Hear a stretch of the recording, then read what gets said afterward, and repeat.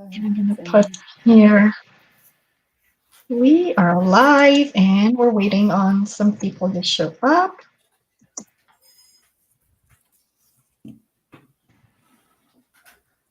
Gonna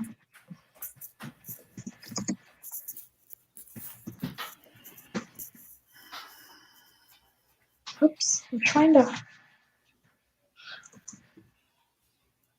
let's see who lunch. Sometimes it takes a minute for people to find the right playlist, and this is my first time doing an online conference, so I'm learning. Well, and you know, people may or may not come into this particular breakout session. Yeah, and we are live and we're recording, and we will start. What we can do is we can start. I'll wait for another minute and then we'll go ahead and start because everything is going to be recorded. So if anybody wants to catch the recording, if they cannot make it live, they're going to be able to do that. So we're going to go ahead and do the recording. Okay, great. Do you feel that my sound is adequate? Yes. Ali is here. Okay. Perfect. Hey, Ali. Sally's here. Oh, thank you, Sally. Thank you. We are so glad you made it. Yeah. Tish is here. Hey, Tish. Tish been waiting. Okay. I think we can start. I'm just going to give us 10 seconds more, just making sure, giving people time to join, because I know transitioning in between playlists can take some time. Everybody to catch your breath. Hope you guys ate a healthy lunch. Sound is awesome. Good, Sally. Thank you. Okay, we will begin then. All right. Hello, everybody.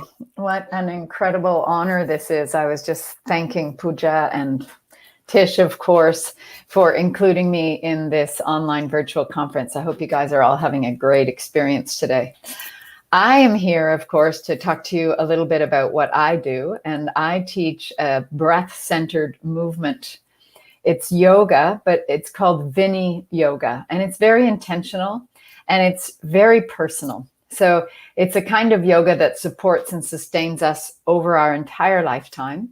It's not about being able to do a posture like anybody else. It's about using the postures as tools for our bodies, so that as we understand why we might want to take the spine into different positions in order to improve the elasticity and the musculature and the ability of our spines to stay nourished and healthy throughout our lives, we're using the posture for those purposes. And in your body and my body and someone down the street's body, that can be a very different thing depending on what I like to refer to as the history and geography of our bodies. So if you've been in an accident or had a long illness or were born with one foot that turns out a little bit, you're going to have to adapt the postures of yoga for your body so that you can find more comfort and support in your own being. And the thing about Viniyoga is that it's not about, because most of us think that yoga is a physical practice, it's not just about a physical practice. In fact, the real purpose of yoga is to get more control over our mind, our focus, our concentration, the things we'd like to do with our lives so that we can reach our potential. Yoga was never a religion. It was a lifestyle practice that was developed and practiced by people. And we think that it's somewhere between 2,500 and 3,000 years old. And a lot of the practices, which include this breath work called pranayama and some chanting, or which is no different than, so some people, when you say chanting, it makes them a little nervous, but chanting is just like reciting your poetry or reciting the alphabet or the times tables. It was the way that they taught each other what they had learned. And it was also the way that they developed for themselves affirmations. So you could chant your favorite affirmation. You could chant your favorite Bible verse. You could chant a line from a poem that has great meaning and inspiration for you. And these are the other pieces of the practice that we bring into the physical practice so that our breath and sound and focus of our mind are all brought together into the same moment. And this type of practice has an enormous effect on our autonomic nervous system. So some of you may be familiar that yoga also has a component of meditation to it. And Viniyoga is a very meditative form of yoga because we're moving and breathing moving with the breath. And so because what the purpose of meditation is to get some focus in the mind, we do that through the practices of yoga so that we can be more still, more present in our meditations. Often when people say, I tried meditating, but I couldn't stop my mind. And it's true, we can't stop our minds. However, we can over time, with a good, dedicated, faithful practice, we can change the quality of our minds because our minds are so deeply tied to our bodies. And you will know from your own life that if you've ever cried hard or been very upset, you feel what that sadness, that emotion in the mind does in the body, to vibration, to breath, to tension, if you're nervous, if you get scared. And so what's happened over our lifetimes is this unconscious relationship that we all have between our minds and our bodies has led us into the life that we're leading, often without us having paid attention or known that there was another way to lead our lives. And so in taking up a personal practice, a devoted daily or some form of regular practice of Viniyoga, which you develop for yourself, it's a personal practice, you can more consciously be with yourself in ways that you would like to be more in the world like that. I hope I'm explaining this well enough for you. So what happens is, as you develop your physical, actual practice on the mat, so it's not just thinking about it intellectually, knowing, oh, I could develop a practice and it will change me. When you actually practice, it actually changes you. And then you can understand the benefit of creating this breath-centered practice with intention, sound, chanting, movement, and meditation. And what we are doing then is we're creating a different, more conscious way of being in the world, so that we're not so scattered all the time in the mind, but we also have this underlying personality, potential, integrity. Like a new way of being in the world is beginning to develop underneath our old way. And over time, that way shows up, and we're a bit more of our conscious selves and a bit less of our unconscious selves. And this is exactly how we create change in our lives, if that is indeed what we would like to do, to become more focused and concentrated as a writer, or to get better at a sport or a skill or a hobby, is to learn how to get more focused and concentrated on what our intention is with our lives.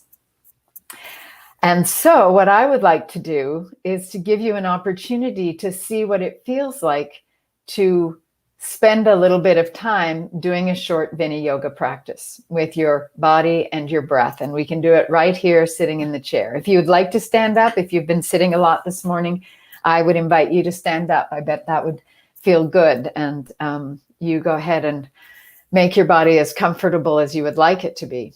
And we're going to have our feet on the floor if we can, and our sits bones, our bottoms, the sits bones are at the very top of the femur where the legs connect to the pelvis.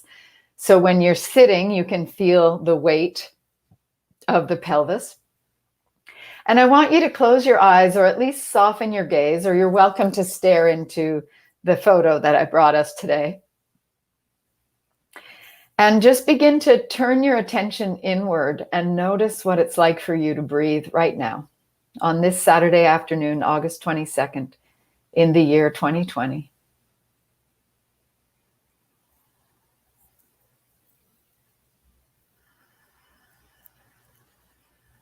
And I want you to notice things like, is it easier for you to inhale or exhale? And is your inhale or exhale smooth? Or is it a little bit choppy or jagged?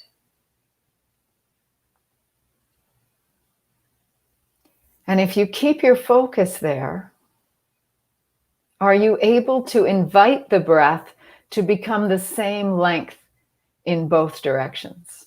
We don't force it. We always work very gently with the breath, because the breath is actually connected. Well, it's our connection to the universe. So our breath is vital, right? We can't go more than 5 minutes without it. And it's connected to our vascular system because of our heart rate and our heartbeat. And so our blood pressure, it's connected to our endocrine system, because when we get stressed, the hormones in the body begin to secrete, the glands in the body begin to secrete hormones. And if we eat too much sugar, as if you went to Pooja's presentation, I don't know if that's what she spoke about this morning, but if we don't use good nutrition, our bodies can be a little bit out of whack. And all of these things have an effect on our vital system. But when we learn to breathe, inhaling and exhaling for the same length as much as possible, we're affecting the autonomic nervous system. And the autonomic nervous system is what helps to bring all of our other systems back into homeostasis, back into balance, back into regulation. So continue to see if you can inhale and exhale to about the same length. You may find that your exhale is a bit longer, and that's okay. If you notice that your inhale is a bit longer, I would continue to encourage you to lengthen your exhale a little bit.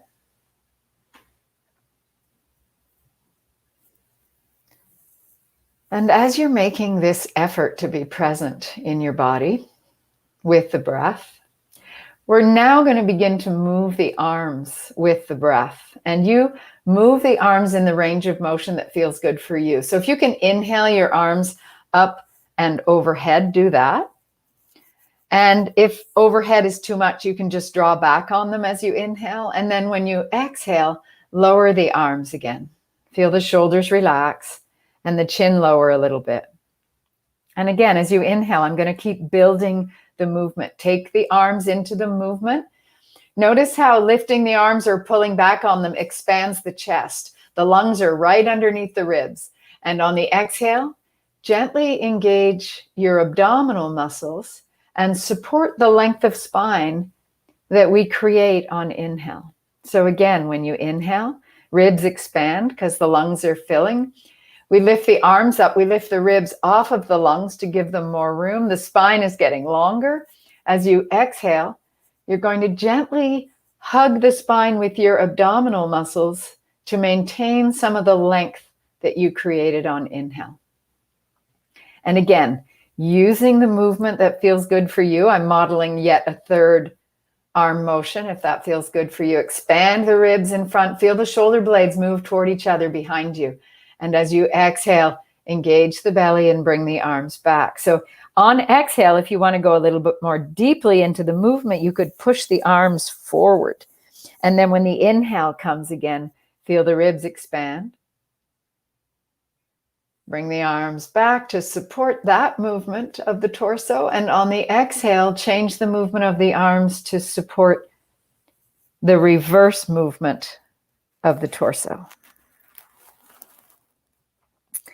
And now please bring your hands onto your lap and continue to inhale and exhale.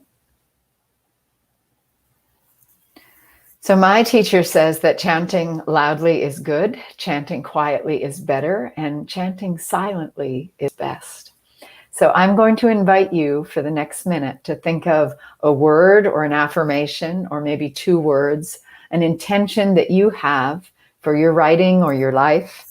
And on your inhale, you're going to say that expression or line of a poem quietly. And on the exhale, you're also going to chant it to yourself quietly. Because we're doing it quietly, we can work with both inhale and exhale. I got a little confused there for a minute. And you might choose just a mantra like loving kindness. Let the breath stay even, and the repetition of the mantra take the same amount of time on inhale as exhale.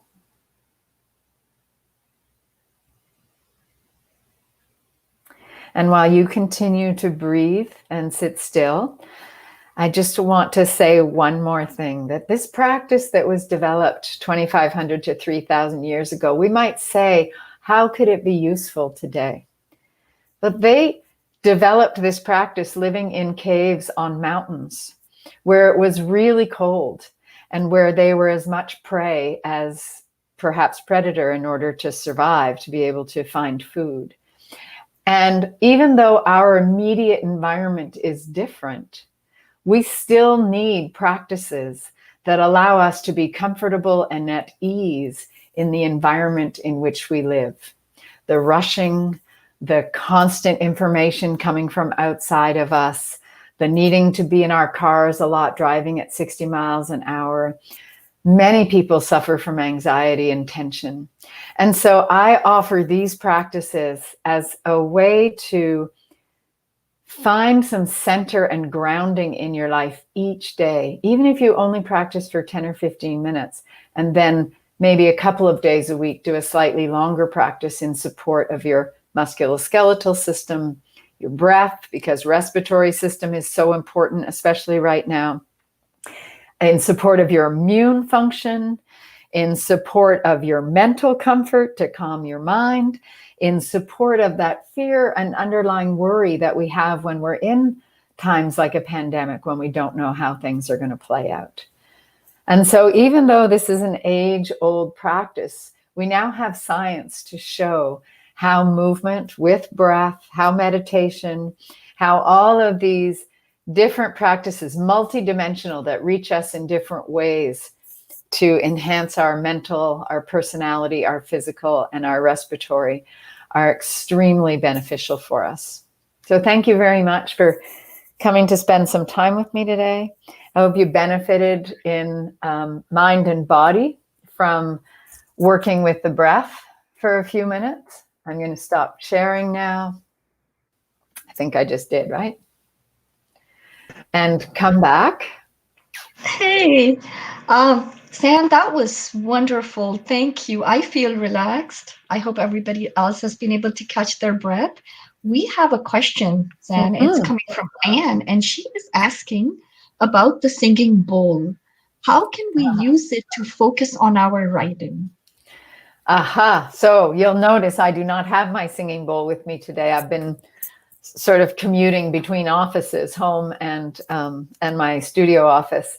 So the singing bowl can be a ritual that you have at the beginning of every time you sit down. And you can sit with your intention, whatever that is for you, and take a moment to do some breath work. And then you could, every time you hit the singing bowl, you could repeat your mantra, whatever you're coming with that day. And maybe do it 3 times or 7 times. You know, don't get what people might say OCD about it, but allow it to be a sign to your body that you hear, a perception, and a moment in time that prepares you and takes you more deeply into your mindset to begin to write that day. And if you get good at it and you can create some singing, you could spend a minute or 2 with it. And if you don't have one, you can go to YouTube and look up some singing bowl music and just set a timer and allow yourself to sit with it for a moment with the breath. It's a great way to train inner focus, is to use just one modality, like just listen to sounds for a few minutes and keep your focus there. Or listen to your breath for a few minutes and keep your focus there. Or sense your clothes, the feeling of your body on the chair, your feet on the floor. So that as you bring more physical modality out of the mind into that initial setup, you will be honing your focus for the writing session.